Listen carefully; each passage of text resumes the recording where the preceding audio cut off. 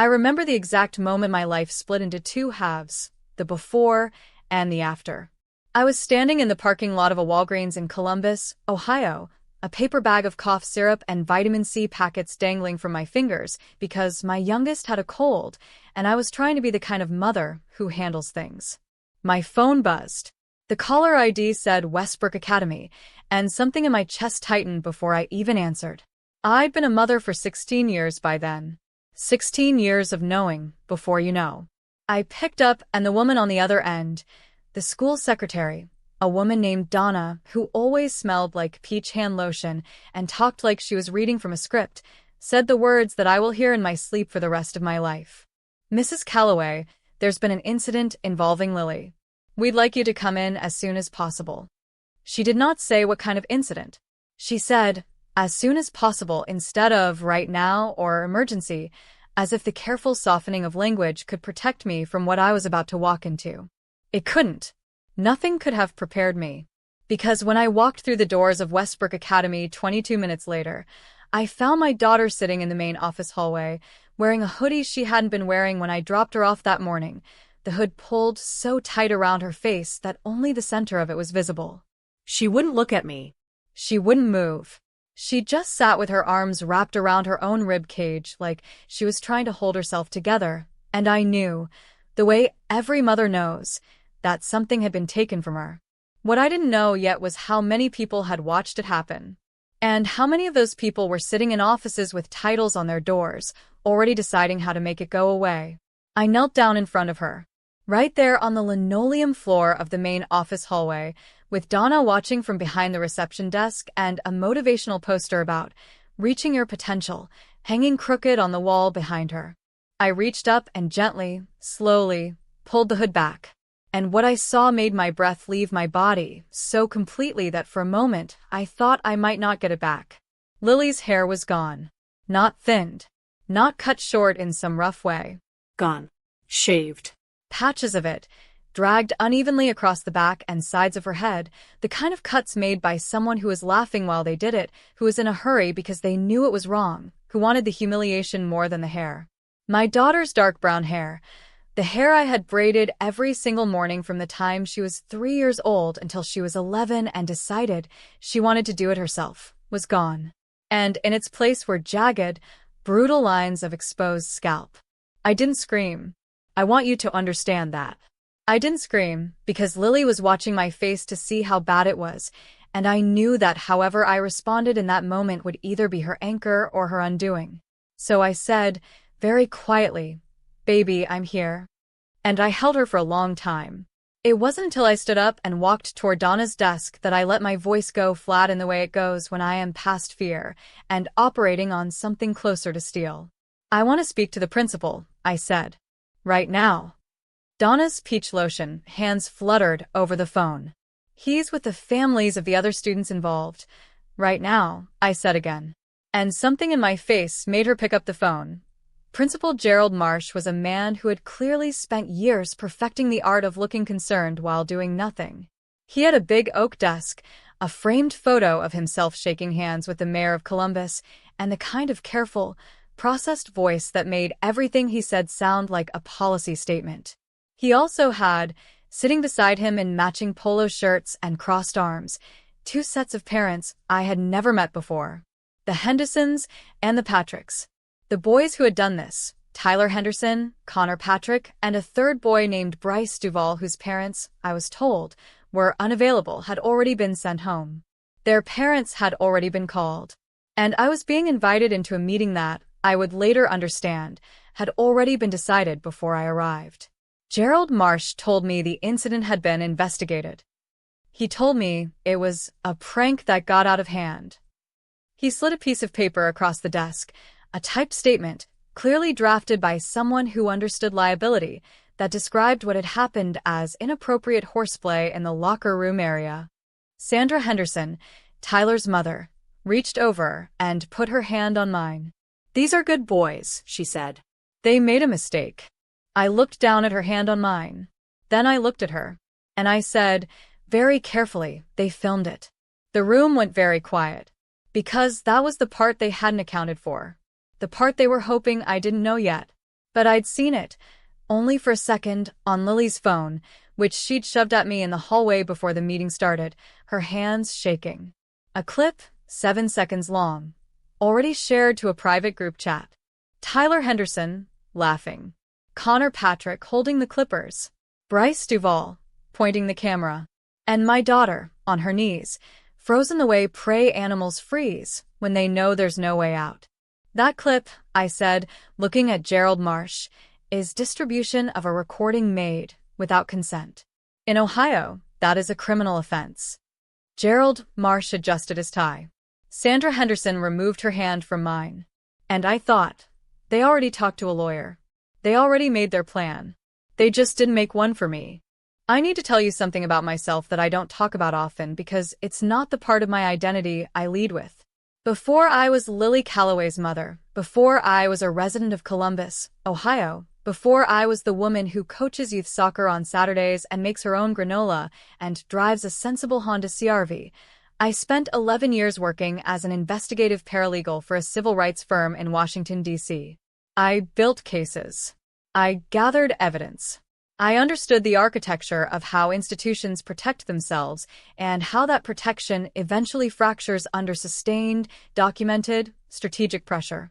I left that life when I had kids because I wanted something slower and quieter, and for a long time I got it. But you don't stop knowing what you know. You just stop using it. Until you need to. I drove Lily home from that school with her pressed against the passenger window, earbuds in, not talking.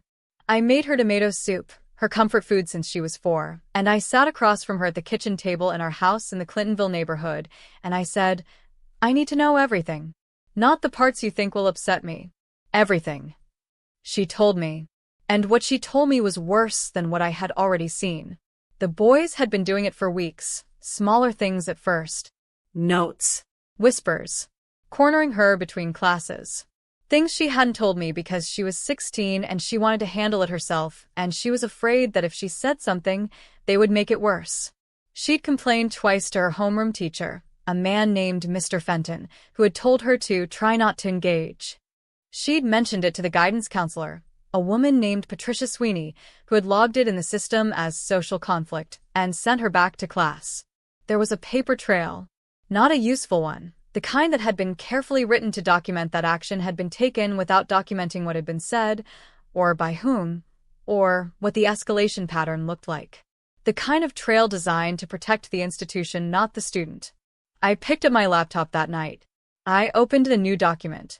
And I started building the real one over the next 72 hours, while the school sent a form letter expressing their commitment to a safe and inclusive environment, and the Hendersons had their lawyer send a letter describing their son's behavior as an isolated lapse in judgment. I worked. I used every tool I knew. I used the Wayback Machine to capture deleted social media posts before they were fully gone from cache servers. I used metadata recovery software, the kind you can access through platforms like Cellebrite's consumer forensics tools, to pull timestamps off screenshots Lily's friends had forwarded to her before deleting them from their own phones.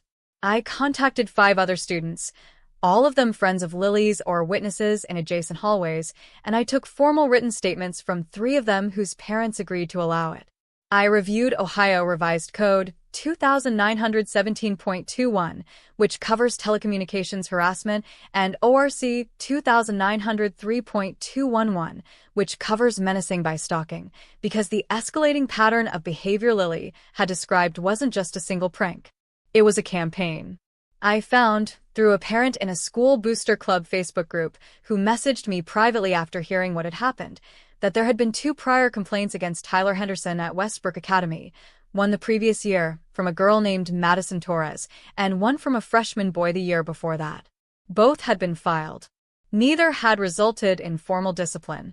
I found, through a public records request I filed the morning after the meeting in Gerald Marsh's office, a request for all disciplinary records, complaint logs, and incident reports filed at Westbrook Academy in the past 4 years, redacted for student names, but unredacted for outcome and classification. That Westbrook Academy had a documented pattern of classifying incidents involving athletes on the school's football team as minor social conflicts, regardless of severity.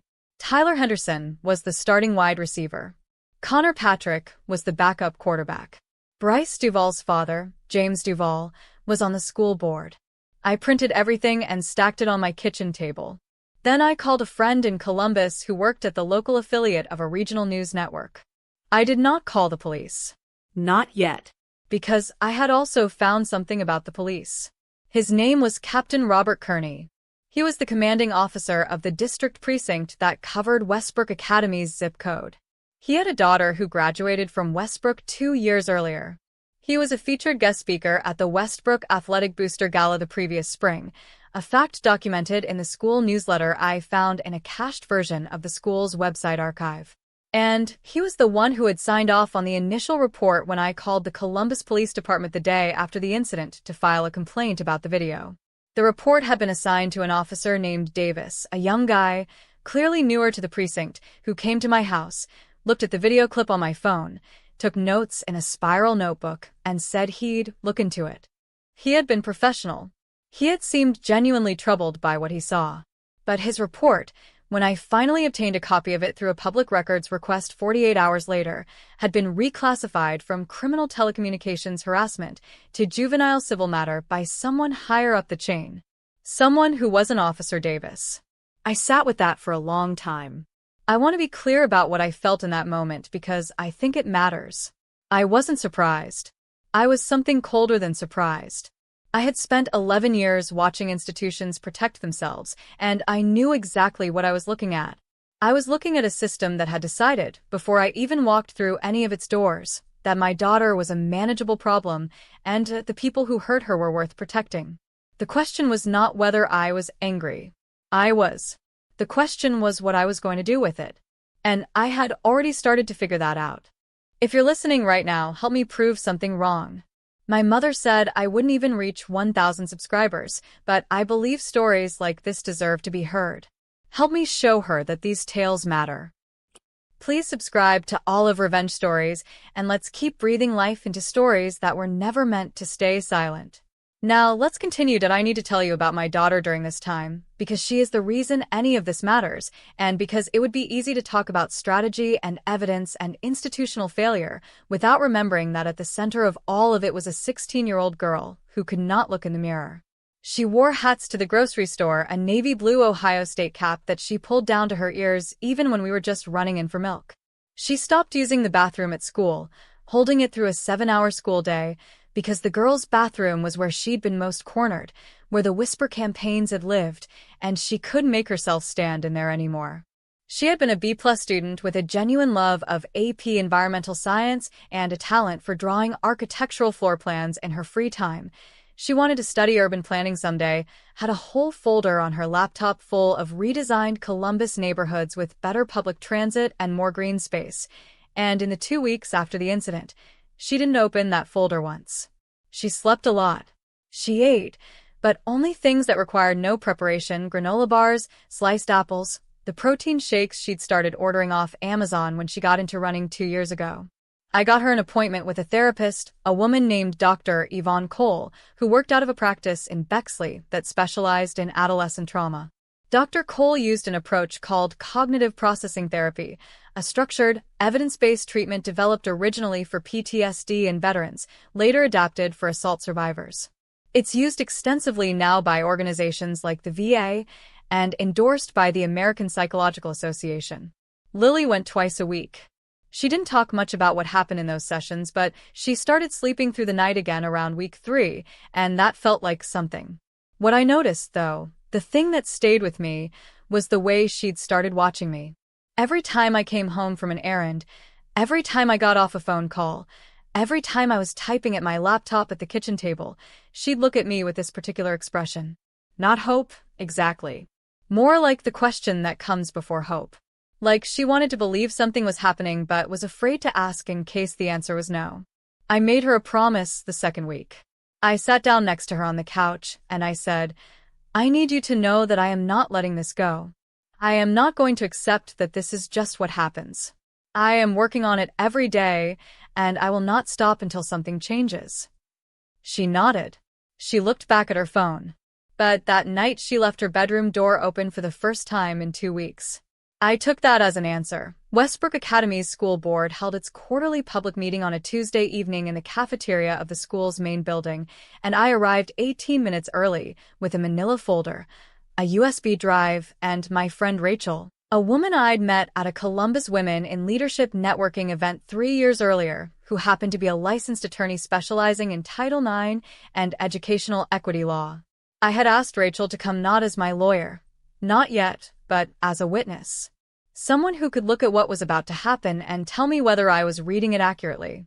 I had also, in the 72 hours before the meeting, sent emails to the school board's 3 independent members, board members who were not James Duval and did not have children on the football team, attaching a condensed version of the documentation I had compiled. A timeline, the pattern of prior complaints, the reclassification of the police report, the documented connections between the boys' families and the school's administration and booster program. I didn't ask for anything in those emails. I just sent the documents and said, "I will be at Tuesday's meeting. I wanted you to have this before we spoke in the public forum." 2 of the 3 emailed back within 24 hours. One of them, a woman named Deborah Chung, who served as the board's liaison to the State Education Authority, emailed back within 4 hours. She did not say much. She said, "I've read this carefully. Thank you for sending it." When I walked into that cafeteria on Tuesday evening, I could feel the temperature change. Gerald Marsh was at the front table.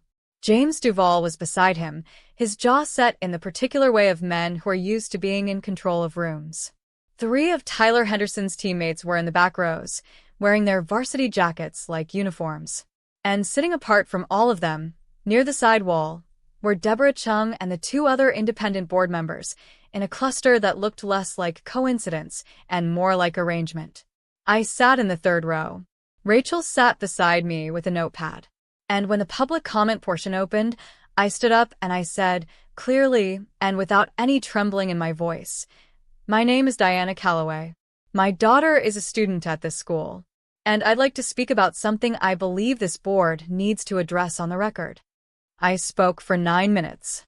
I had prepared for 7, but the room was so silent, the kind of silence that happens when people are deciding whether to breathe, that I found I had more time than I expected. I did not cry.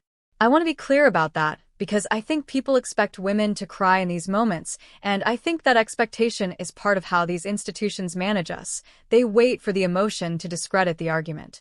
I spoke in facts. I cited the complaint log, the reclassification, the pattern. I cited the Ohio Administrative Code sections governing student safety reporting obligations.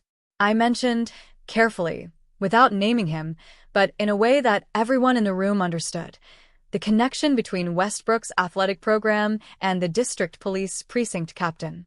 And then I did the thing I had been planning since the night I pulled that USB drive from the metadata recovery software and found what was on it. I said, "I have also been informed by a parent who was present at a booster club planning session 2 weeks ago that there was discussion among booster members about whether the school could manage the optics of this situation before it became a public issue. I have a written account of that conversation. I have copies of that document with me tonight, and I will be filing it with the Ohio Department of Education's Office of School Safety tomorrow morning." James Duval stood up. His chair scraped back against the linoleum floor, and the sound was the loudest thing in the room. He said, his voice controlled but barely, "You cannot come in here and make accusations without." "I'm not making accusations," I said. "I'm entering documentation into a public comment record. You can contest the accuracy of any of it. That's your right." Deborah Chung from the side wall said, "Mr. Duval, please sit down." He looked at her. She looked at him. He sat down. Rachel, beside me, wrote something in her notepad. I never saw what she wrote, but she was smiling. Within 48 hours of that school board meeting, 3 things happened that told me the machine was starting to turn, even if it was turning slowly and with resistance.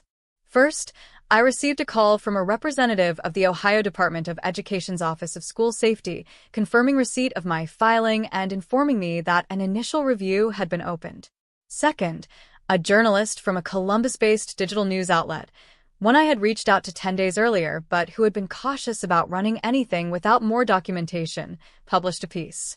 It was measured and careful, describing the incident in general terms without naming the students, but it mentioned the reclassification of the police report and the documented connections between the school's administrative leadership and the district police precinct. It quoted, anonymously, a former Westbrook Academy teacher who described a consistent culture of shielding certain students from consequences.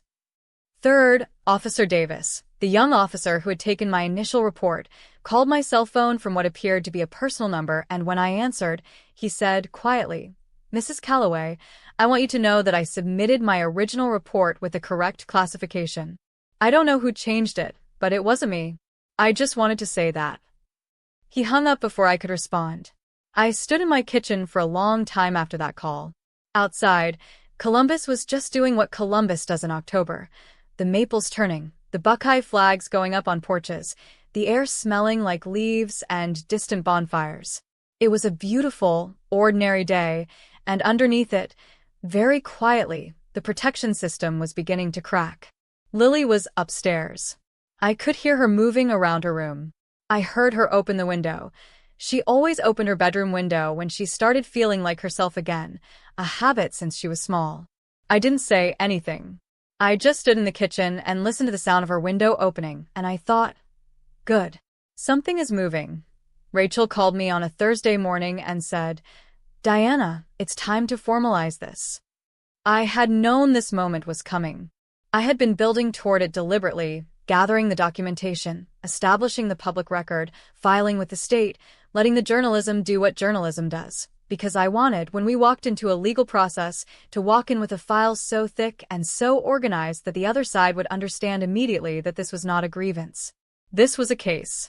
Rachel specialized in Title IX, the federal law prohibiting sex-based discrimination in educational institutions that receive federal funding. What had happened to Lily met the threshold for sex-based harassment under Title IX standards, and Westbrook Academy had received federal funding through Title I allocations and federal ESEA grants.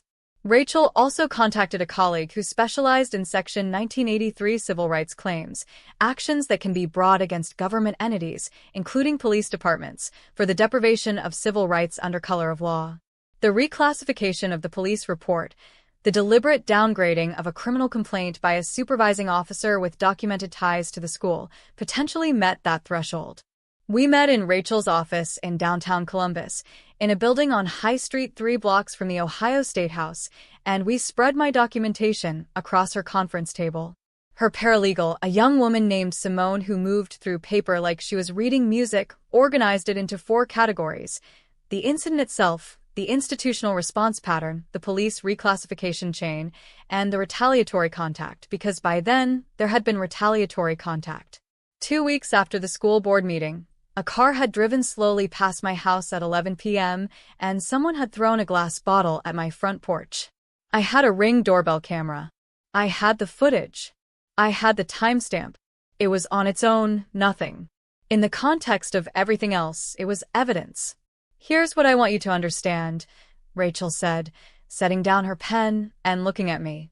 "You have built something here that most people never build because they don't know how. Most families in your position never get this far. But you need to understand, when we file, this is no longer quiet. It becomes public record. It becomes news. It becomes something that your daughter will need to be prepared for." I had already talked to Lily about this. The night before the meeting, we had sat on her bed together and I had walked her through every step, and I had asked her, "Do you want to keep going?" She had looked at me for a long time. Then she had said, "They thought I was the kind of person who would just disappear, right? I don't want to be that person." I told Rachel, "We file." We filed on a Friday morning in October. Rachel filed the Title IX complaint with the U.S. Department of Education's Office for Civil Rights. A separate letter was sent to the Columbus City Schools District Office, which had oversight authority over Westbrook Academy. The Section 1983 complaint was filed in the Southern District of Ohio Federal Court, naming the Columbus Police Department as a defendant in connection with the reclassification of the criminal report. None of this was secret. It was all public record within 24 hours. By Friday afternoon, the Columbus Dispatch had picked up the story. By Saturday morning, a national news aggregator had run it. By Sunday, I had 140 voicemails from strangers, Parents from across Ohio, from Michigan, from Georgia, from as far as Sacramento, California, telling me versions of the same story. Their child. Their school. Their police precinct. Their principal with the careful voice and the policy statement language. Their system that had decided, before anyone walked through any door, that some children were worth protecting and some were worth managing. I want to tell you what that felt like, but I'm not sure I have the right words. It felt like I had been standing in a room alone for 2 months, pushing against a wall, and suddenly discovered that what I thought was a wall was actually a door, and on the other side of it were hundreds of people who had been pushing from the other direction, and none of us had known the others were there. Lily read some of the messages. Not all of them. Some were too raw, too much to carry. But she read some of them, and one evening she came into the kitchen where I was answering emails, and she sat down across from me and said, "Mom, how many people does this happen to?" I said, "Too many." She was quiet for a moment. Then she said, "Okay. Then I'm glad we're doing this." November arrived, and with it came the first wave of consequences. Not the final reckoning, not the tidy ending, but the first visible fractures in the structure that had protected the boys and their families and the institution for so long. The Ohio Department of Education's Office of School Safety completed its initial review and issued a formal finding that Westbrook Academy had failed to meet its mandatory reporting obligations under Ohio Administrative Code Chapter 3301-35, which governs student safety reporting at the district and building level. The finding did not result in immediate action, but it opened a formal compliance review, and crucially, it meant that the school could no longer describe their handling of Lily's situation as consistent with protocol. It was now officially documented that it wasn't. Captain Robert Kearney of the Columbus Police Department requested a voluntary reassignment to an administrative role, pending the outcome of a departmental internal affairs review into the reclassification of the incident report. This was, in the language of institutions, not an admission of wrongdoing. In the language of what actually happens, it was a man stepping back from a situation he could no longer control. James Duval, the school board member whose son Bryce had held the camera, announced at the December board meeting that he would not be seeking re-election when his term expired in the spring. His statement cited family commitments and a desire to dedicate more time to my personal life. The Westbrook Athletic Booster Program suspended all fundraising activities pending an audit of their financial accounts, an audit that had been triggered by an anonymous tip to the district accounting office about a series of transactions that appeared to connect booster funds to a private attorney who had been advising the school administration unofficially in the weeks before my initial meeting with Gerald Marsh. The tip had not come from me, but it had come from someone who had received the documents I sent. The machine had more moving parts than I had built. People who had been waiting for permission to speak had started speaking, and now the machine was turning in ways I couldn't fully track. Did I want to be honest with you about something? Because I think these stories, the ones about parents fighting systems and winning, sometimes leave out the parts that are hard and slow and unsatisfying, and I don't want to do that to you. Accountability, in the real world, does not look like a movie. It does not look like a courtroom moment where someone breaks down and admits everything. It looks like paperwork. It looks like a federal compliance review that takes 8 months and produces a report with mandated corrective actions. It looks like a civil settlement agreement, reached without admission of liability, as almost all settlements are, that included provisions for systemic changes to Westbrook Academy's reporting protocols, mandatory bystander intervention training for all faculty and staff, revised disciplinary procedures that removed athletic participation as a mitigating factor in misconduct determinations, and financial compensation that I am not permitted to discuss in specific terms, but that covered, at minimum, Lily's therapy costs, the cost of the home security system I installed after the bottle incident, and Rachel's legal fees. It looks like Tyler Henderson and Connor Patrick being transferred to different schools, not expelled, not jailed, not destroyed, but removed from the environment where they had operated with impunity. It looks like Bryce Duval receiving a formal disciplinary record that will follow him through educational proceedings, but that will not, by itself, determine his future. It looks like Gerald Marsh stepping down as principal at the end of the school year and being replaced by a woman named Dr. Keisha Morgan, who in her first public statement as incoming principal mentioned, specifically, that her first priority was establishing a clear and enforced reporting culture for student misconduct. I don't know what Tyler and Connor and Bryce are doing now. I genuinely don't. That's not the ending of this story that I needed. What Lily needed, was different, and it was smaller, and it was bigger at the same time. Here is the ending that I actually have. Here is the thing that I think about when I think about why any of it was worth it.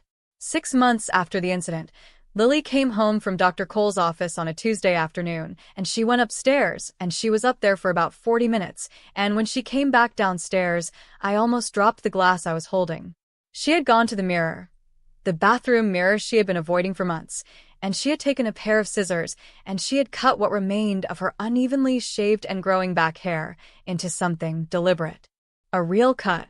Short, close to her head on the sides, longer on top, the kind of cut you see on architecture students and women who have decided something about themselves. She stood in the kitchen doorway and she said, "I looked up how to do it on YouTube." I said, "It looks incredible." She shrugged in the particular way of 16-year-olds who are trying not to show you that something matters to them. Then she said, "I decided I didn't want it to grow back the same. I wanted it to grow back different." I set down my glass.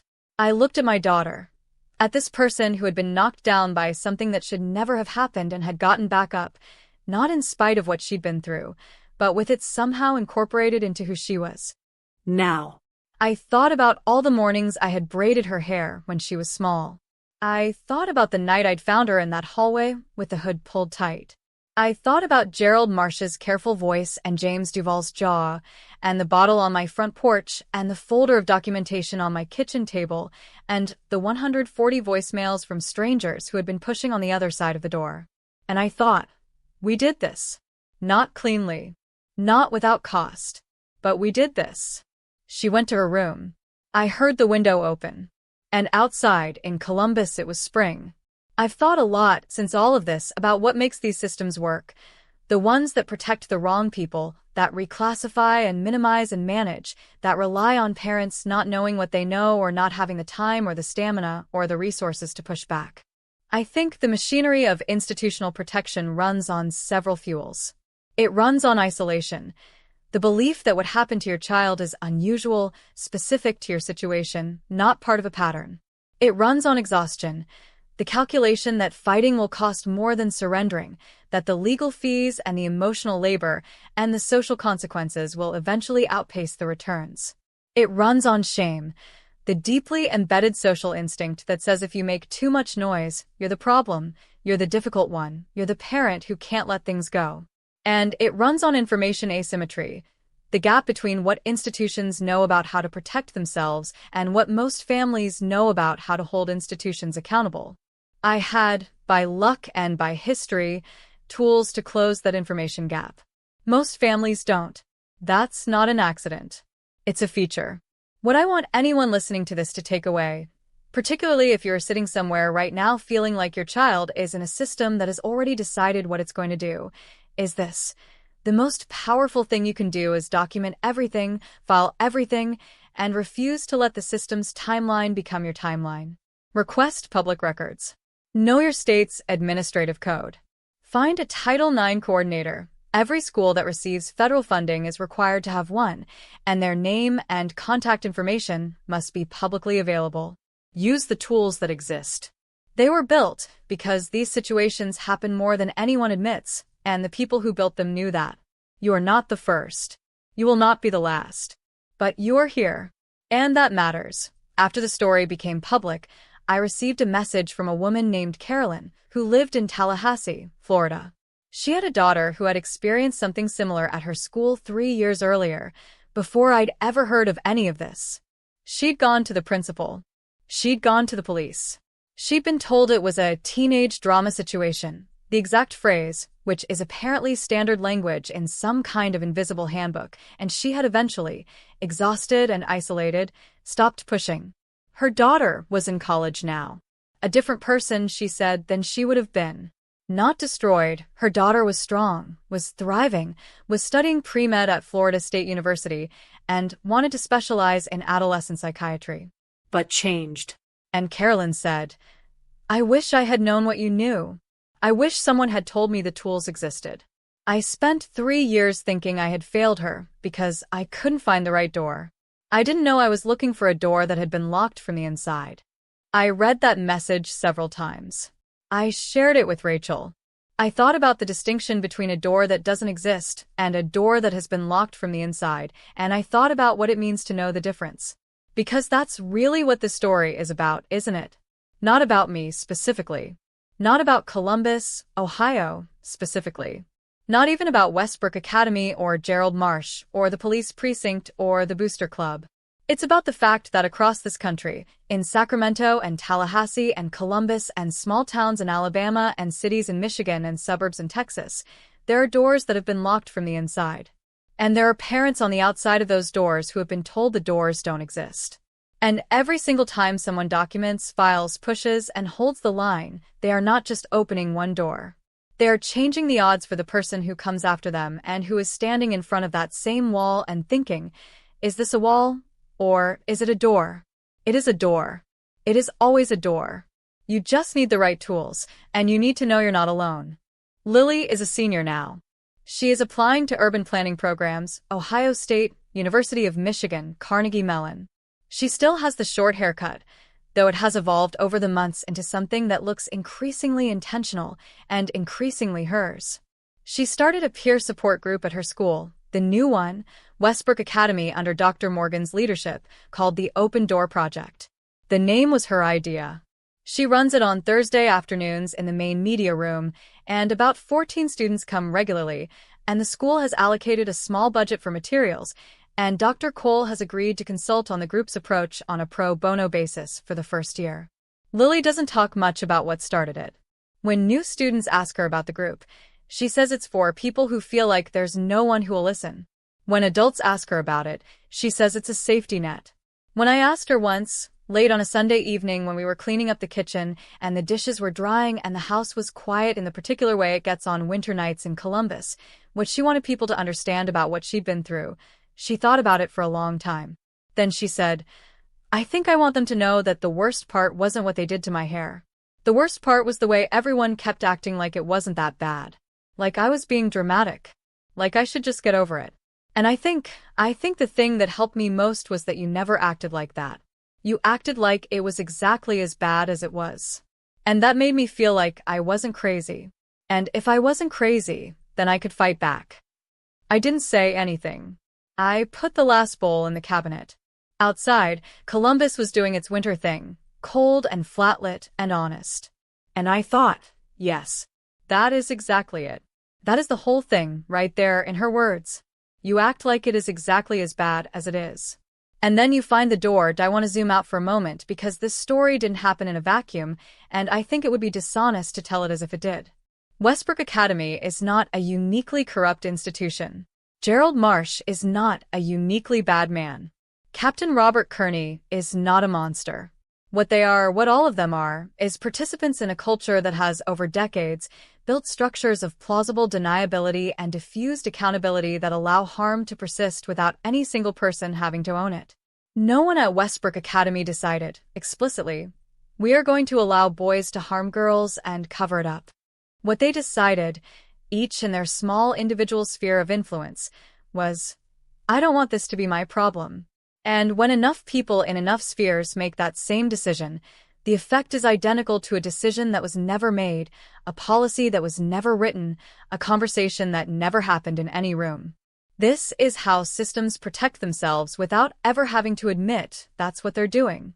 I think about this a lot in relation to the tools I mentioned, the AI forensics platforms, the metadata recovery software, the public records request processes, because I think we are at a moment where those tools are becoming more accessible and more powerful, and I think that shift has the potential to change the information asymmetry that these systems depend on. When a parent in Columbus, Ohio can use software to recover deleted metadata from a 7-second video clip and use that data in a formal legal filing, the institutional calculation changes. When a journalist can use digital archiving tools to capture deleted web content before it disappears, the story can be told even after the evidence has been removed. When a federal complaint can be filed from a kitchen table in Clintonville at 10 o'clock at night, the barrier to holding institutions accountable shrinks. I am not naive about this. These tools are not equally available to everyone. Access to information asymmetry reduction is itself unevenly distributed, but the direction of travel matters. And every person who uses these tools and documents what they find and makes a public record is making the path slightly less difficult for the person who comes after it. I want to end here with this. I want to end here because I think this is the truth underneath everything else. The night before I went to the school board meeting, the night before I stood up in that cafeteria and read from my documentation and watched James Duval's chair scrape back and listened to Deborah Chung tell him to sit down, I sat on the edge of Lily's bed while she slept, the way I used to do when she was small and had nightmares. I wasn't doing anything. I was just sitting, looking at her. She was so still when she slept, had been since she was a baby. This kid who ran full speed at everything during daylight and then turned absolutely motionless in sleep, like she was conserving everything for the morning. I thought about all the versions of this moment that didn't happen. The version where I didn't have the background I had. The version where I was too exhausted to push. The version where I believed the people who told me it was just teenage drama. The version where Lily grew up knowing that the world had decided she was not worth protecting. I thought about Carolyn in Tallahassee and the unnamed families in Sacramento and Michigan and Alabama and Texas. I thought about the door locked from the inside. And I thought, I will not let this be the version that happened. The next morning I got dressed and I drove to that school, and I stood up and I spoke. And everything that followed, the filings, the cracks in the system, the settlement, the new principal, Lily's haircut, the open door project, the 14 students in the media room on Thursday afternoons, all of it followed from that one decision. To treat what happened as exactly as bad as it was. To refuse to let institutional silence be the last word. To find the door. These stories deserve to be heard. Not because the endings are always clean, they aren't. Not because the systems always change, they don't change as fast or as completely as they should. But because the act of refusing to disappear into silence is itself something.